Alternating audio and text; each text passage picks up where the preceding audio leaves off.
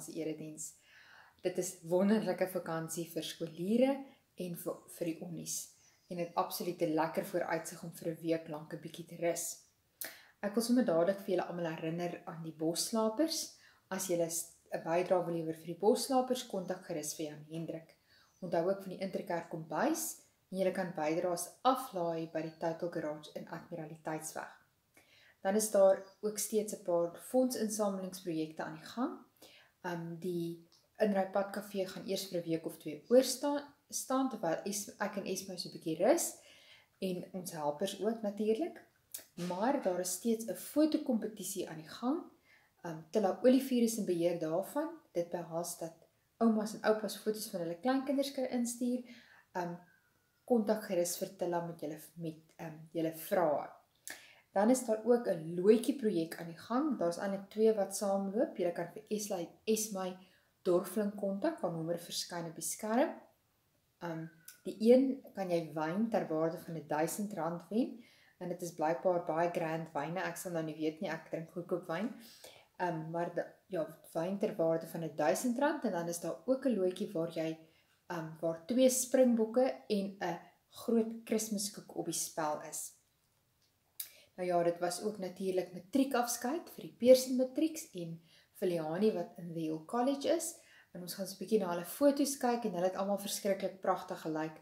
En ons is so bly dat hulle tog die geleentheid gekry het om wel 'n matriekafskeid te hê ten spyte van die COVID kondisies waarin ons is.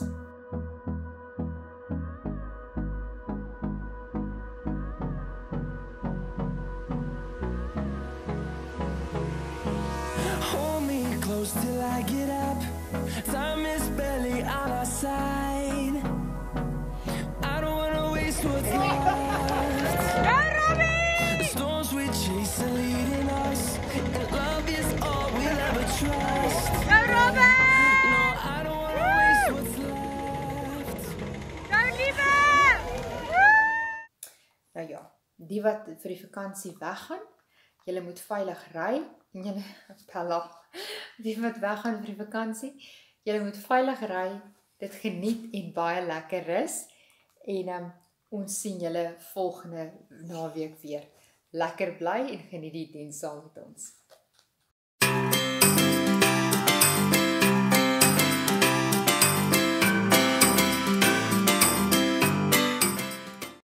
Goeiemôre. Is lekker om jou saam met ons hier te hê. Ek wil hoor by jou of jy 'n onsigbare maatjie het. Hoe lyk sy? Of hoe lyk hy? Net jy weet, né? Nou, ek het ook 'n onsigbare vriend. Wil jy nie vir jou pa en ma vertel hoe lyk hy nie? O nee, jy weet nie hoe hy lyk. Ja, natuurlik, net ek weet hoe my onsigbare vriend lyk, want hy is mos onsigbaar. Nou, ek wil vir jou vertel, hy lyk soos my pa. Sal jy nou vir jou ma en pa kan vertel hoe my onsigbare vriend lyk?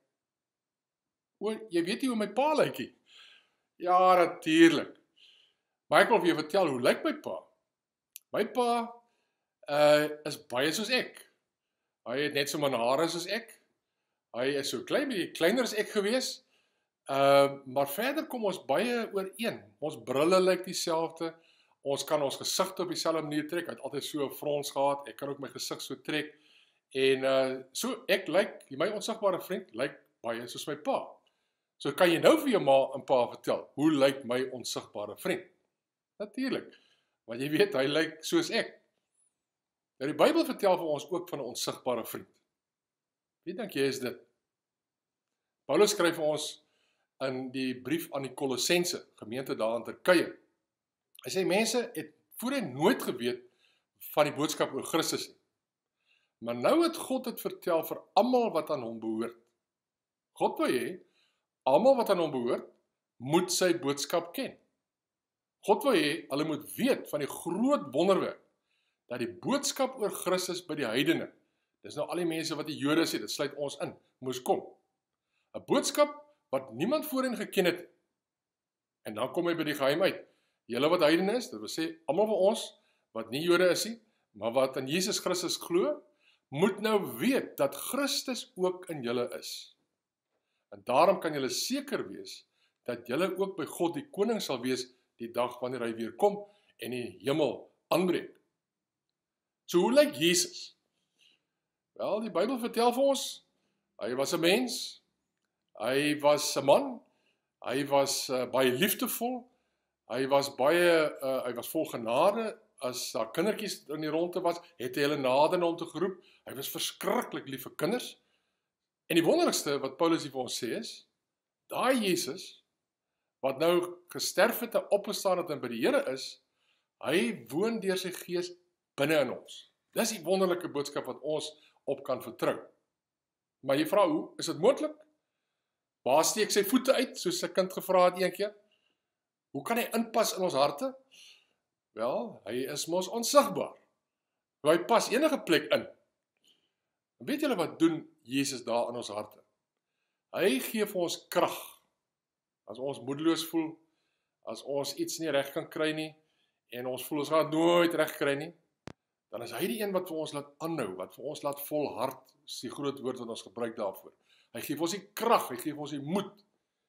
En as ons sleg voel oor iets, ons het sonde gedoen, of ons het iets verkeerd gedoen, en ons voel skuldig, en ons hart is seer, dan vra ons hom om vergifnis, en dan bring hy vrede in ons hart, want hy gee vir ons die vergifnis. En ek wil jy moet dit sommer nou vir hom vra, as jy moedeloos is oor iets, dat jy dit sommer nou vir hom sê, en as jy skuldig voel oor iets, dat jy dit sommer ook nou vir hom sê. Ek gaan vir ons bid, maar jy bid jou eie gebed sommer daar, waar jy luister.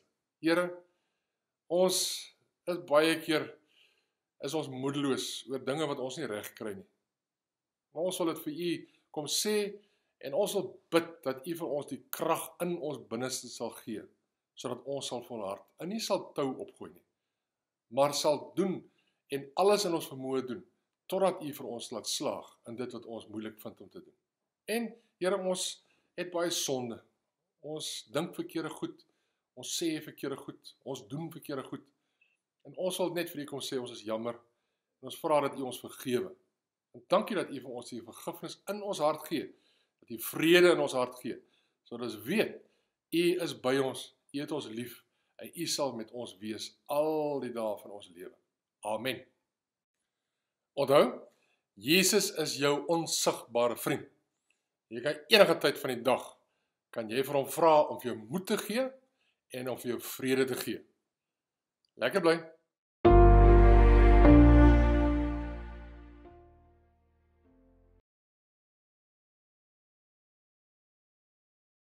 Hallo Somerstrand, my naam is Elspeth Liebenberg, vir die van julle wat my nie ken nie.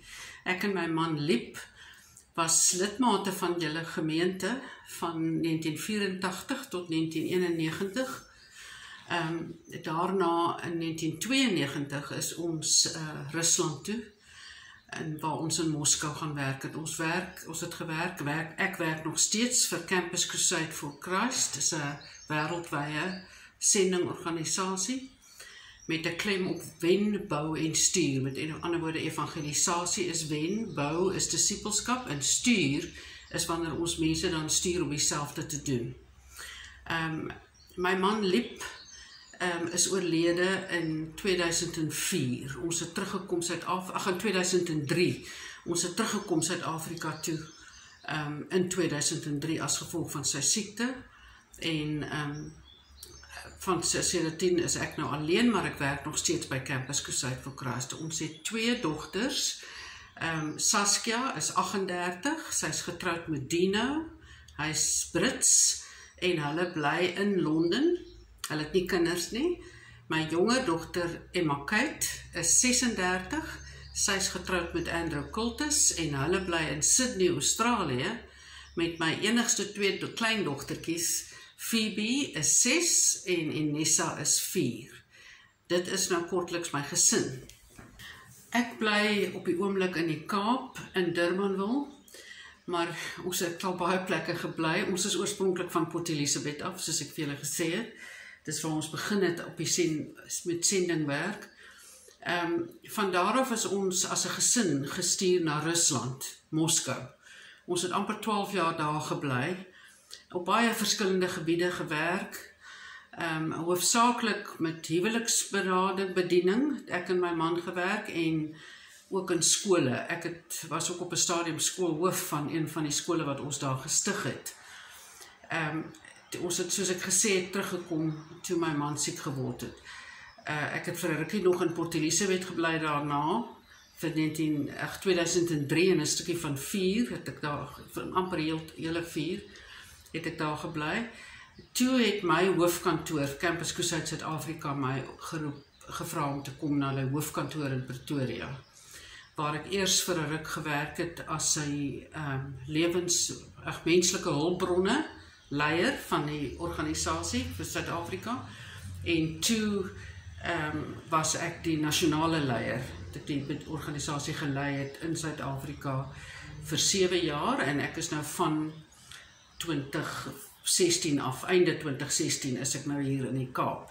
Hier werk ek met 'n gedeelte van ons bediening wat ons noem Leader Impact.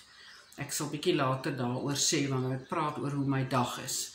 Maar soos ek gesê het, my dogters bly albei oor see. Dit is vir my swaar. Maar 'n hoogtepunt van my lewe was seker my 12 jaar in Moskou. Altyd as mense vir my vra wat is die hoogtepunt en die laagtepunt van my werk, dan is die antwoord dieselfde, en dis mense. Om mense te sien verander, om te sien hoe hulle in 'n verhouding met die Here kom, en hoe dit hulle lewensuitkyk verander, hoe die Here hulle beïnvloed, hoe hulle onder leiding van die Heilige Gees lewensbesluite maak, veranderinge maak in hulle lewens. Dis altyd die hoogtepunt om dit te sien, om te sien hoe God sy lig laat skyn in iemand se lewe en hoe dit 'n verskil maak. Dit is uit die aard van die saak 'n hoogtepunt. Maar dan is die laagtepunt ook die mense wat hard bly, wat hulle hart teen die Here draai en wat swaar kry. En dit is vir my baie swaar om te sien dat iemand kies om daardie lig en daardie genade mis te loop. Want op die ou einde berus dit daarby, as jy jou rug op die Here draai, dan loop jy weg van die lig af. So dit is vir my laagtepunt, en dit gebeur, maar die hoogtepunte is meer. So ek prys die Here daarvoor. Hoekom werk ek vir Campus Crusade for Christ, en hoekom is ons Rusland toe? Dit gaan alles maar oor roeping, oor om die Here se stem te hoor. En dit is 'n baie moeilike ding om te definieer. Mense eie gevoelens, omdat dit nie konkreet is nie, omdat dit nie iets is wat, die Here gaan nie vir jou 'n e-pos stuur om vir jou te sê, dit is jou volgende opdrag nie, of dit is wat ek van jou verwag nie. Is dit baie maklik om dit wat jy lees in die skrif, dit wat jy hoor van ander mense, om dit te interpreteer in die lig van dit wat jy graag wil doen. So dit is 'n moeilike konsep. Dis hoekom mens altyd, wanneer jy glo dat jy 'n roeping van die Here kry, wanneer jy glo dat die Here met jou praat, moet 'n mens dit toets, op allerlei maniere. En die maniere wat jy dit toets is gewoonlik om te hoor by ander gelowiges, wat hulle dink, of hulle saamstem, mense wat jy vertrou, wat jy weet wat 'n pad met die Here loop.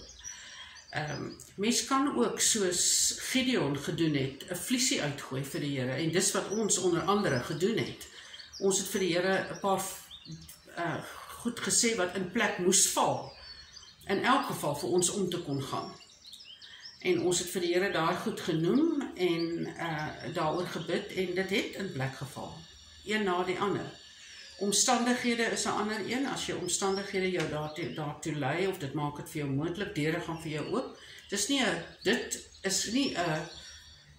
Kan nie 'n roeping bevestig op sy eie nie, maar dis een van die faktore.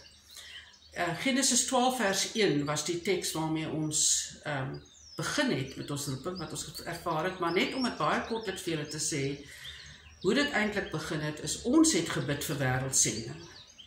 Ek en Lep het begin om te gebid vir wêreldsending, en op die ou einde besef, maar hoe weet ons dat ons nie die antwoord is op ons eie gebed nie? En dit is eintlik van daar af waar ons skrif gesoek het vir die Here gevra het vir leiding, dat hy ons moet lei deur die skrif, dit bevestig het met ander omstandighede, die vliesie wat ons uitgegooi het, al die dinge het vir ons die roeping bevestig na Campus Crusade toe en destyds na Rusland toe. So dit is waar ons roeping gekom het. 'n Tipiese dag vir my is 'n baie moeilike ding om te beskryf, want daar is nie 'n tipiese dag nie, so ek gaan maar meer vir jou die werksmetode verduidelik. Waar ons spesifiek met Leader Impact werk, is ons begin met wat ons noem forums. Dis of in die middaguur, etensuur by 'n werksplek, of voor werk in die oggend vroeg, of na werk. Nou, aanvanklik het ons dit lewendig gedoen, nou word dit aanlyn gedoen. Wanneer ons dan, mens doen navorsing voor die tyd, met vraelyste om te hoor, wat is die grootste behoefte in hierdie spesifieke plek aan verdere kennis wat mense wil opdoen, spesifiek oor hulle werk.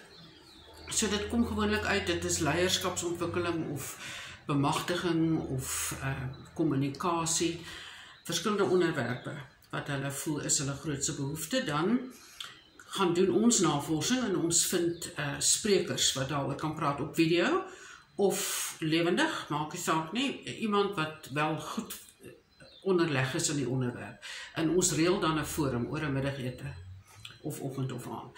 By die forum nooi ons dan enige mens na die plek toe, maar ons sorg dat daar aan die einde, ons deel hulle in groepies op. Na die tyd, die spreker praat vir 'n kort rukkie, dan deel ons hulle in groepies op en in die gesprekke in die groepies is daar vrae wat dan bespreek word, wat verband hou met die praatjie natuurlik, maar ons sluip so 'n geestelike vraag of twee in.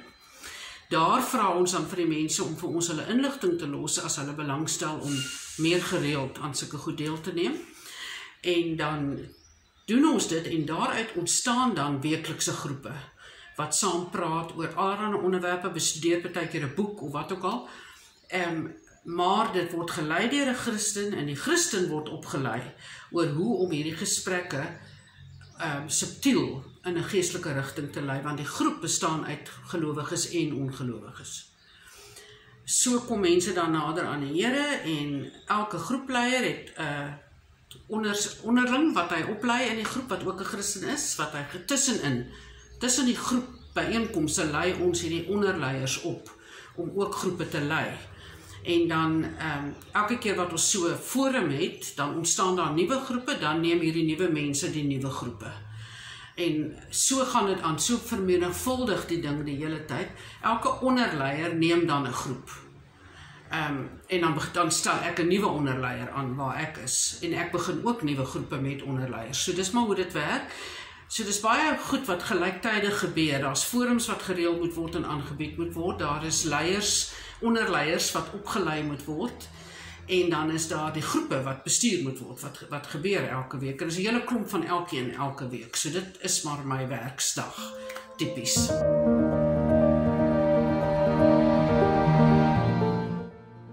Dankie Here Jesus vir die voorreg om vanaand vir Elspeth na U toe op te lig. Here Jesus, baie dankie dat ons so baie kan leer uit haar lewe van gehoorsaamheid, opoffering, hartseer, maar ook baie glorie. Dankie dat U haar geseën het met gawes van compassion en leierskap en dissipline en bereidwilligheid. Here Jesus, ek wil vanaand spesifiek om bid vir haar verlange na haar kinders en kleinkinders, vir haar fisiese behoeftes. En ek wil vra dat U vir haar oor en oor sal bevestig dat sy is presies waar U haar in U koninkryk wil gebruik. Baie dankie dat ons hierdie dinge van U kan vra, omdat U die God is wat U seun gestuur het en ook vir ons stuur om vir ander mense te vertel van U liefde en genade. Ek bid dit in Jesus se naam. Amen.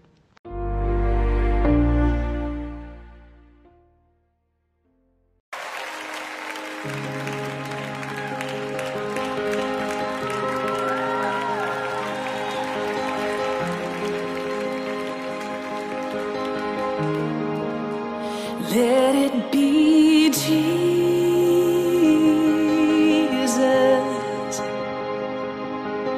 the first name that I call, and let it be Jesus.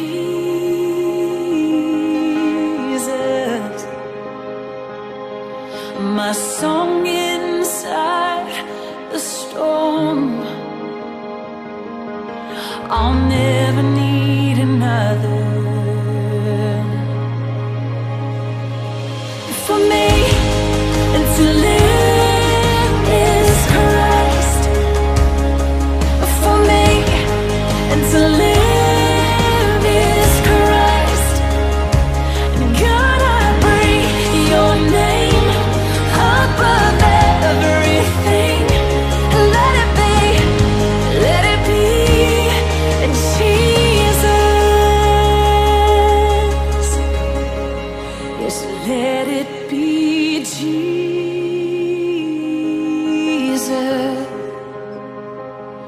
From the rising of the sun, and let it be Jesus.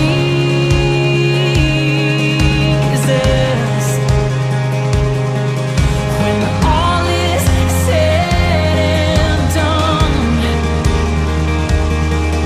I'll never need another. Jesus, there's no other. For me, to live is Christ.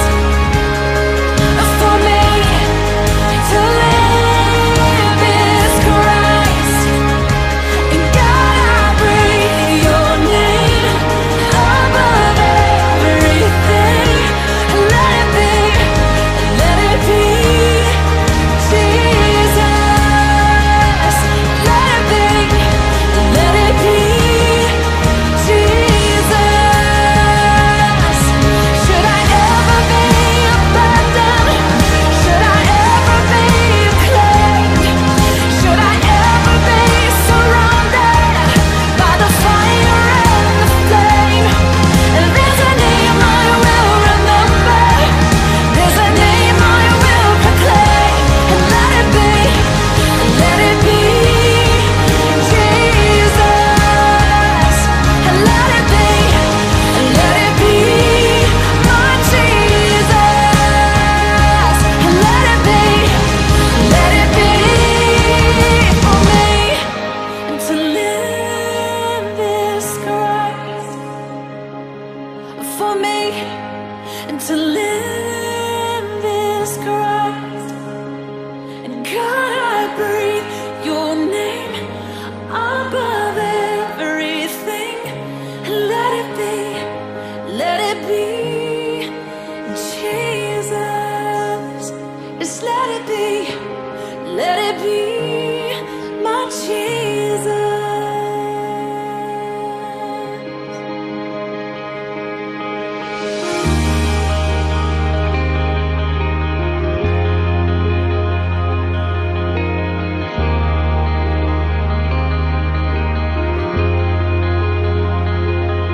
And should I ever be abandoned?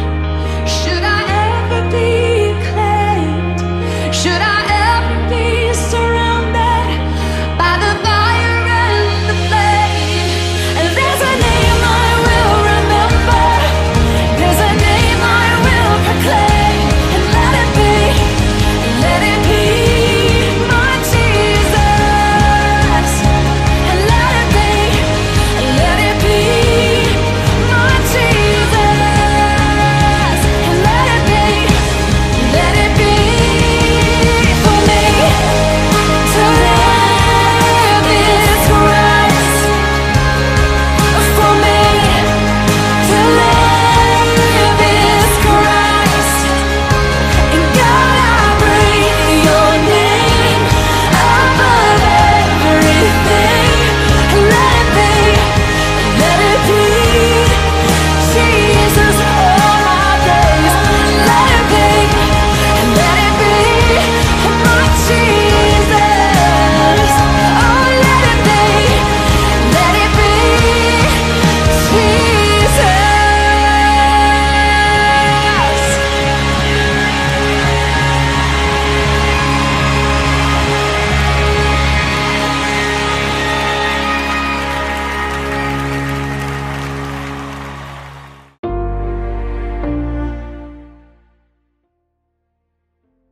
Vriende, welkom by ons tweede geleentheid hier in Pinkster waar ons saam kuier rondom Paulus se brief in die gemeente in Filippi. Ons gaan by elke geleentheid net 'n kort oorsig gee oor die vorige geleentheid, want die gedagte is dat die verskillende temas in mekaar pas, dat hulle vir ons later soos 'n mosaïek geheelbeeld sal gee van Paulus se verstaan van wat dit beteken om 'n Christen te wees in moeilike omstandighede. Ons het in die eerste geleentheid van mekaar gesê dat Paulus skryf hierdie brief wanneer hy self ingeperk is, wanneer hy iewers in 'n Romeinse gevangenis sit, waarskynlik in Rome, met die vooruitsig dat hy waarskynlik ter dood veroordeel gaan word. Hy self was onseker of hy vrygespreek sou word. En in hierdie omstandighede waar hy letterlik oor lewe en dood moet nadink, heroorweeg hy sy hele bediening. En in die tyd skryf hy 'n brief aan sy vriende in Filippi, 'n dankbrief. 'n Brief om vir hulle dankie te sê vir alles wat hulle vir hom gedoen het in sy bediening. Die rede hoekom Paulus 'n dankbrief kan skryf en kan sê dat hy onder alle omstandighede bly is omdat hy leef uit 'n baie besondere hoop, 'n baie besondere verstaan van wat die evangelie is.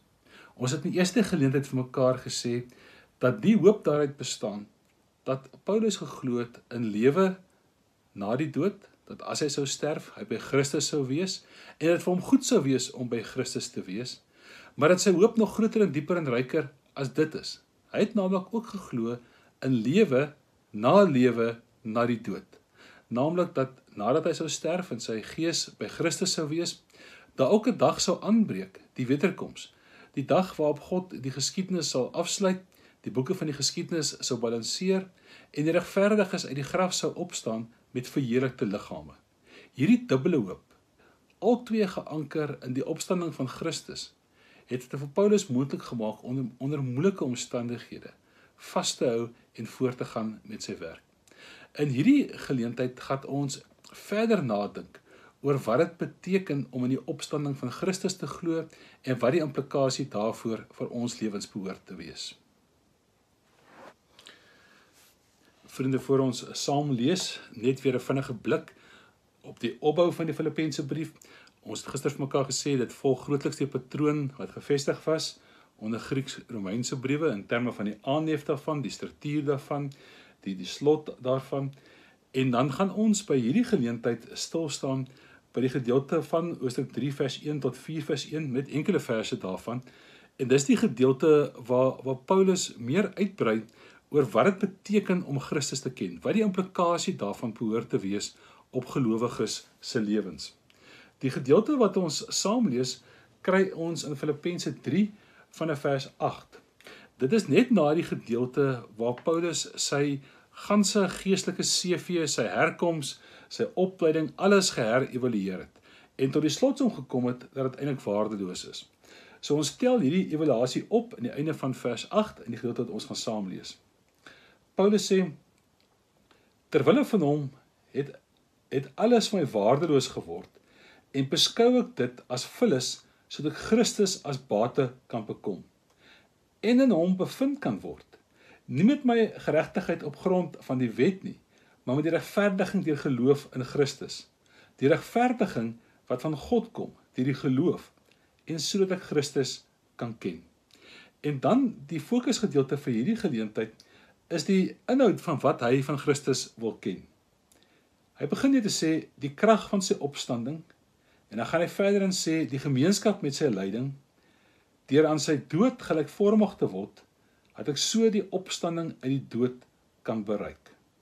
Dit is wat vir Paulus die kern is van wat hy van Christus wil weet, wat hy van Christus wil bekom.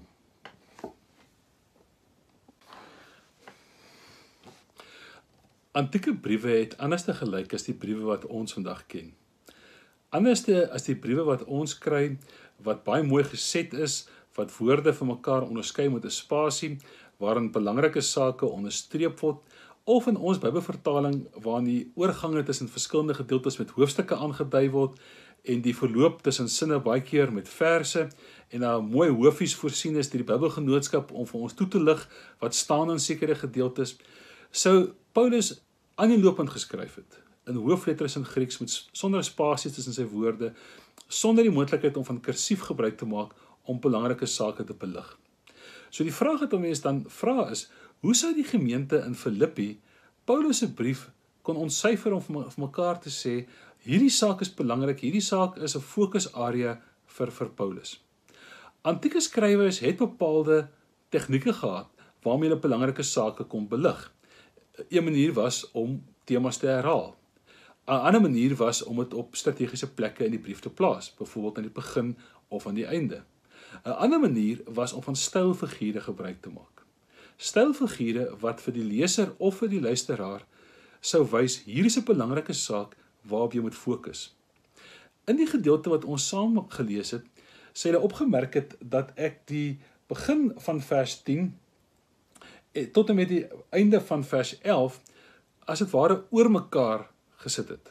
En ek het die eerste gedeelte van vers 10 en die laaste gedeelte vers 11 het ek in blou gedruk en dan die gedeelte tussenin in rooi.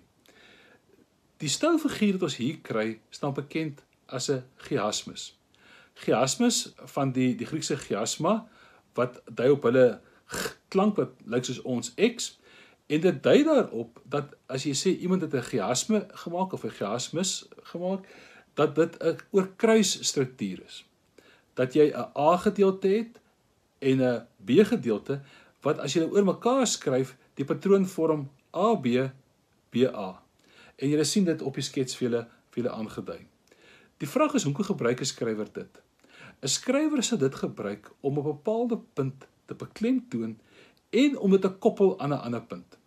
In die geval sê hulle opmerk dat die middelste gedeelte, die rooi gedeeltes, dui op Paulus se eie lewe, sy ervaring in gevangenskap, sy ervaring in die tyd van inperking.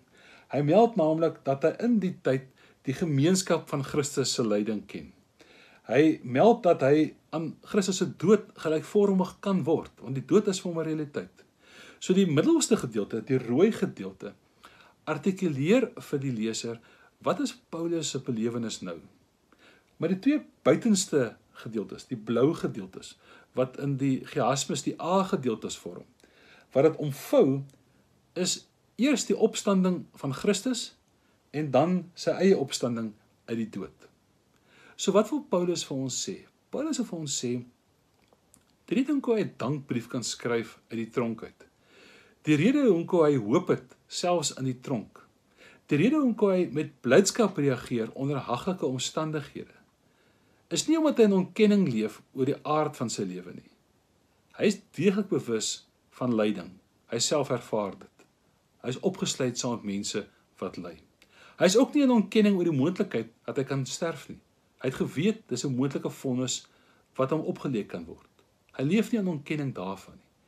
Maar dit bepaal nie sy denke nie, dit bepaal nie sy omgang met ander of met God nie. Die buitenste gedeelte van die chiasmus, die twee verwysings na opstanding, dit bepaal hoe hy elke dag leef. Dit bepaal die koers van sy lewe. By ons eerste geleentheid het ons saam gepraat oor die tweede gedeelte van die buitenste gedeelte, waar hy verwys na die opstanding uit die dood. Waar hy verwys na die opstanding uit die dood, het ons gesê, dis die tweede been van sy diepste hoop. Die eerste was, dat hy 'n lewende verwagting het, dat as hy sou sterf, daar lewe na die dood is, dat sy gees by Christus sou wees. En dit is vir hom goed, dat sy gees by Christus sou wees. Maar hy het ook 'n dieper hoop gehad, naamlik dat na lewe na die dood, met die wederkoms, daar die algemene opstanding van die regverdige sou wees. Dat daar lewe na die dood sou wees.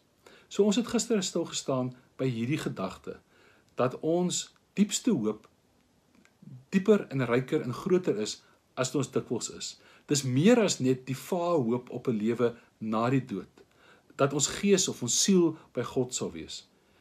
Dis deel van ons hoop, maar ons hoop strek verder as dit. Ons het ook die hoop dat ons liggaamlik in 'n verheerlikte liggaam sal opstaan in 'n wêreld wat deur God nuut gemaak word. Lewe na die dood. Die hoop wat Paulus het op sy eie opstanding uit die dood, die later verwysing na opstanding in die chiasmus, word die chiasmus gekoppel aan die opstanding van Christus. Enkel alleen omdat Christus uit die dood opgestaan het Paulus die hoop dat hy self uit die dood sou opstaan. Hierdie koppeling van die algemene opstanding van die vlees, van die regverdiges, aan die opstanding van Christus, is 'n wesenselement van Paulus se teologiese denke. Ons kry dit gevolg in 1 Korintiërs 15, waar hy baie eerlik is om te sê, alles wat hy verkondig, alles wat hy glo, sal eintlik sinloos wees, as Christus nie waarlik opgestaan het nie. En dit bring ons by die vraag oor, hoe moet ons dink oor die opstanding van Christus? Kan ons dit werklik glo? As 'n mens oor die opstanding van Christus begin nadink, dan moet ons vir onsself afvra, wat sou iemand soos Epafroditus laat besluit om onder haglike omstandighede homself aan iemand soos Paulus te verbind, wat iets verkondig wat eintlik in sy tyd vir hom onsinnig was? Wat sou hom oortuig om 'n Christen te word? Wanneer ons na die vroeë Christelike literatuur gaan kyk, dan is die antwoord altyd dieselfde. Dit is die geloof in die opstanding van Christus. Die geloof dat Christus opgestaan het uit die dood, het 'n groep mense aan mekaar gebind en nader getrek en aan mekaar verbind om 'n nuwe gemeenskap te vorm. Die vraag is egter, hoe kan dit geglo? Kan ons dit glo? Was hulle maar net 'n klomp naïewe mense gewees wat maklik oortuig is deur stories van die opstanding van Christus? Dit is ook belangrik om op te let dat hulle baie terme en woorde gehad het om te verwys na wat met Christus gebeur het. Hulle kon gesê het, hulle het 'n spook gesien, hulle kon gesê het, hulle het 'n visioen gesien, hulle kon sê, hulle het gehallusineer. Maar hulle kies baie spesifiek om die taal van opstanding te gebruik. Die taal wat sê dat hulle Christus liggaamlik ontmoet het, in 'n beliggaamde vorm. Weliswaar in 'n verheerlikte vorm, hulle kon hom vat, hulle kon hom sien kom en gaan, hulle kon sien dat hy nie die tyd en ruimte gebind is nie, soms het hulle hom herken en soms nie, maar wat onbetwisbaar vir hulle was dat hy 'n beliggaamde bestaan gevoer het. Hy was nie net 'n gees of 'n spook gewees nie.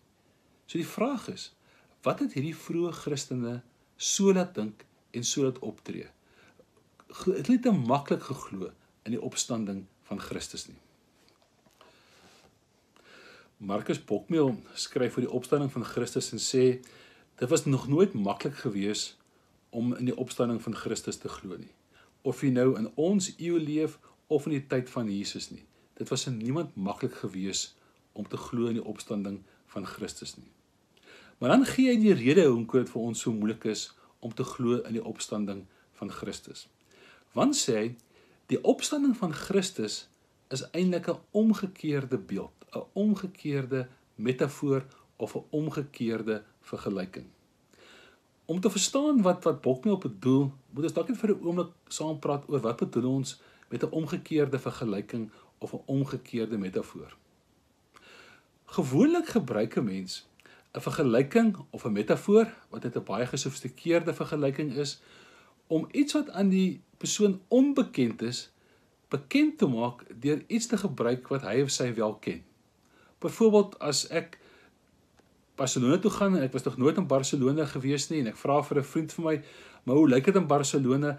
Dan sê die vriend van my sê, weet jy, dis baie soos Kaapstad, al verskil is die meeste mense praat Spaans en nie Engels of Afrikaans nie. Hy sal met ander woorde 'n vergelyking tref met wat ek ken Kaapstad, met wat ek nie ken nie Barcelona, deur gebruik te maak van die bekende. Dit help my om 'n greep te kry op wat ek te wagte gaan wees wanneer ek in Barcelona kom. Ek gebruik die bekende om te praat oor die onbekende. Maar met die opstanding is dit anderste, sê Bokmeel. En die Bokmeel sê vir ons, met die opstanding word dan met die onbekende met ons gepraat om nie te dink oor die bekende. Kan ek 'n voorbeeld gebruik? Veronderstel ons by 'n klein dorpie, afgeleë dorpie, waar ons nog nooit 'n motor gesien het nie. Nog nooit 'n voertuig gesien het nie. Al wat ons van voertuie weet ons aan die hand van 'n houtskaalmodelletjie wat 'n reisiger vir ons gebring het. En as ons na die houtskaalmodelletjie kyk, dan maak ons 'n bepaalde afleidings van hoe 'n motor moet lyk. Al wat ons bekend is, die bekende, is die houtskaalmodelletjie. So nou dink ons oor die onbekende, die regte voertuig, die regte motor. En dan sê ons mekaar, wie regte voertuie moet uit enorme houtblokke gemaak word. Hulle moet enorme houtwiele hê, wat swaar en solied is. Mense moet as dit ware inspring om in hierdie karretjie te pas. En dan, as ons nou begin praat oor hoe die kar moontlik kan voortbeweeg, dan beweeg dit vorentoe dat daar 'n hand uit die hemel kom, dit stewig vasvat en dit vorentoe stoot met die klank van vroom vroom. Al wat ons bekend is die houtmodelletjie, die houtafbeelding, en dit help ons om te dink oor die onbekende, 'n regte motor. Maar dan op 'n dag ry iemand met 'n regte voertuig in ons dorpie in. En skielik besef ons moet eintlik nou nie dink oor ons skaalmodelletjie. Ons moet uit die perspektief van die werklike motor, wat tot nou toe aan ons onbekend was, nie dink oor wat aan ons bekend was, die afbeelding, die skadubeeld, die modelletjie. En moet ons vir onsself sê, eintlik was dit nie so 'n goeie afbeelding gewees nie. Baie van die feite is nie korrek nie. Ons kon die fatsoen aflei van 'n sekere motor, maar verder kon ons eintlik nie veel aflei nie. So van ons perspektief af, omdat ons net die houtkarretjie geken het, is dit byvoorbeeld onmoontlik dat 'n kar op sy eie kan beweeg. Dis doodgewoon onmoontlik. En tog daar is nou 'n voertuig wat op sy eie vorentoe beweeg, want dit het 'n binnebrand engine. So, ons moet nou vanuit wat tot nou toe vir ons onbekend was, 'n regte voertuig, nie dink oor wat vir ons bekend is. Bokmeel sê, dis wat die vroeë Christene beleef het. Wat nou hulle bekend was 'n wêreld waarin as iemand dood is, bly hy dood. Dis 'n wêreld wat onderhewe is aan verval, aan die sonde en aan verweer. Ons ken ook daai wêreld. As iemand in hierdie wêreld vir jou vra, as iemand dood is, wat gebeur met hom? Dan sê ons, hy bly dood. Die beste wat kan gebeur is, jy kan hom begrawe, maar die persoon bly dood. Dis wat ons, vanuit ons perspektief, weet. Die fout wat ons maak is, ons dink nou oor wat in ons bekend is, die gevalle werklikheid, die stikkende werklikheid, oor hoe die verheerlikte werklikheid behoort te lyk, die hemel, oftewel die wêreld soos hy geskape is na God se wil.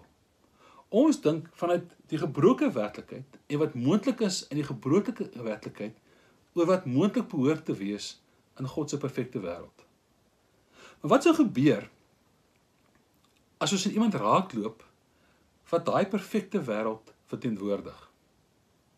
Wat 'n verheerlikte liggaam het, wat nie gebind is deur tyd en ruimte nie meer onderhewig aan die dood of aan die sonde nie. Want dis wat gebeur het in die tuin van Getsemane met opstandingssondig. Die eerste getuies het Jesus raak geloop, aanvanklik gesukkel om te herken, en in hom is hulle gekonfronteer met die werklikheid soos wat God dit bedoel het. Vanuit die perspektief van die werklikheid soos God dit bedoel het, hulle ontmoeting met die verheerlikte Christus in die tuin van Getsemane en al die verskynings daarna, het hulle besef, hulle moet nie vir hulle self afvra vanuit die gevalle werklikheid, die wêreld wat op daai stadium vir hulle bekend was, of dit moontlik is of iemand kan lewe of nie kan lewe nie, wat reeds dood is nie. Hulle moet nie dink oor hulle lewe vanuit die perspektief van 'n opstandingsliggaam wat hulle nou ontmoet het. Terug na ons beeld toe. Dis is om nie te dink oor jou skaalmodelletjie as jy 'n regte kar gesien het. In Jesus in Getsemane het hulle vir die eerste keer 'n regte mens gesien. 'n Mens soos 'n mens lyk as hy volledig aan God se wil voldoen. Volmaak, nie imperfek nie onderworpe aan verweer en verval nie. En dit nooi jou uit om nie te dink oor wat op daai stadium nog vir jou bekend is. So wat sê Bokmeel? Bokmeel sê, in ons wêreld, as ons dink wat in ons wêreld bekend is, net soos wat bekend was in die dorpie wat net 'n skaalmodelletjie geken het, is dit 'n beperkte verstaan van wat moontlik is. Ons dink klein. In ons perspektief is die ewige lewe, 'n lewe wat nie geraak word deur die dood nie, onvoorstelbaar. Ons kan nie verstaan hoe dit moontlik is nie. Maar as ons kyk na die werklikheid soos dit werklik is, volgens God se wil, soos wat die werklikheid lyk wanneer 'n regte kar in jou dorpie inry, dan word jy gekonfronteer om nie te dink oor die werklikheid wat jy tot nou toe geken het. In God se werklikheid is dit die dood wat vreemd is. Is dit sonde wat 'n indringer is? Is dit verweer wat onwelkom is? En wat gebeur het met die vroeë Christene is, hulle was gekonfronteer met 'n verheerlikte Christus, en skielik is hulle uitgedaag om nie en anders te dink oor hulle hele bestaan, hulle hele werklikheid. Dit Paulus vir hulle sê, julle moet nou reeds leef soos burgers van die hemel. Julle moet nou reeds leef soos die werklikheid, soos herstel deur God, die hemel. Nou reeds daar in Filippi. Vriende, die vraag wat ek vanaand in die middag sal wil laat is, om 'n bietjie te gaan nadink oor hoekom dit vir ons so moeilik is om vanuit God se perspektief oor die gevalle werklikheid te dink. En waarom ons amper probleemloos vanuit die gevalle werklikheid, die imperfekte wêreld, dink oor wat vir God moontlik behoort te wees.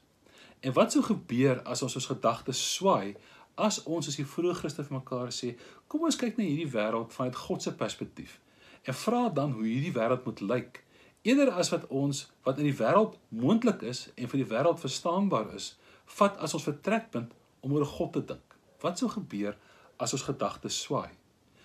Ons moet vir mekaar eens ook sê, dat die vroeë Christene se gedagtes enkel alleen geswaai is deur hulle ontmoeting met die opgestaane Christus. Daarom in al die tekste wat ons het, is die ontbrandingspunt van die Christelike geloof, hierdie onverwagte ontmoeting met die opgestaane Christus.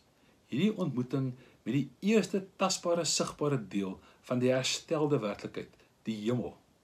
En vanuit dit het Christene nie begin dink en nie begin droom oor die wêreld waarvan hulle deel is. Vriende, dat ons uit die opstanding leef as Christene, het geweldige belangrike implikasies. Ons is naamlik baie keer geneig om vanuit die sondeval te leef, om mense te hanteer vanuit hulle gebrokenheid uit, om mense se foute raak te sien, om te sien wat is verkeerd met mense, om met hierdie wêreld te werk asof dit geen waarde het nie. Maar as ons uit die opstanding dink, uit die gedagte dat God bereid was om sy seun te gee, om te sterf vir ons en om op te staan uit die dood, sodat alles nuut gemaak kan word, alles herstel kan word, dan leef ons uit daai verwagting uit. Dan kyk ons nie na mense in terme van hoe gevalle hulle is nie, hoe gebroke hulle is nie. Ons kyk na hulle in terme van hulle nuwe status. Ons kyk na hulle hoe hulle sal wees as Christus hulle eendag volkome herstel. Ons kyk na onsself en sê, ek kan bewus wees van my eie foute, of ek kan bewus wees van die feit dat ek nie net geskape is na die beeld van God nie, maar dat sy seun bereid was om te sterf vir my en om op te staan uit die dood, sodat ook ek vernuwe en nuut gemaak kan word. Ook wat die aarde betref, kyk ons nie na die aarde as iets wat ons net kan gebruik en laat verbygaan nie, dit as dit ware verniel nie. Ons kyk na die aarde as iets wat vir God belangrik is en wat hy eendag sal herstel. En ons werk nou reeds daarmee, asof dit reeds herstel is, met die verwagting dat God dit sal nuut maak. Ons werk nou reeds met mekaar, asof God ons eendag sal verheerlik en sal nuut maak. Met ander woorde, ons hanteer mekaar met die status en die karakter wat ons sal hê, wanneer God ons eendag sal nuut maak. Ons hanteer mekaar nie volgens die karakter en status wat ons verdien, op grond van ons foute en gebrokenheid nie. En dit bepaal ons Christelike oriëntasie in die wêreld, en dit maak ons anderste. Here, as ons voor U kom, dan wil ons erken dat dit maklik is om met mekaar te werk volgens dit wat vervalle en stikkend in ons is. Om aan mekaar, Here, die waarde te gee wat ons dink ons verdien op grond van ons, Here, verval en verweer. Maar Here, U gee vir ons 'n nuwe status. U gee vir ons 'n status as diegene wat vrygekoop is deur die Seun. Here, nie net van die sonde nie, maar vrygekoop is, Here, sodat ons verheerlik kan word, dat ons 'n nuwe toekoms het, 'n nuwe verhouding met U sal staan. En daarom bid ons, Here, dat ons in afwagting op hierdie nuwe wêreld wat U gaan skep, hierdie nuwe wêreld, Here, waarin ons volkome herstel sal wees en volkome sal voldoen aan U beeld, Here, dat ons nou reeds in lyn daarmee sal leef. Dat ons mekaar, Here, sal hanteer as diegene wat deur U vrygekoop is en deur U herstel is, Here, in die skepingsdoel waarvoor U ons geplaas het. En daarom bid ons, Here, dat ons as geloofsgemeenskap, as kerk van U, Here, alreeds iets van hierdie nuwe werklikheid vir mense sal toon. Amen.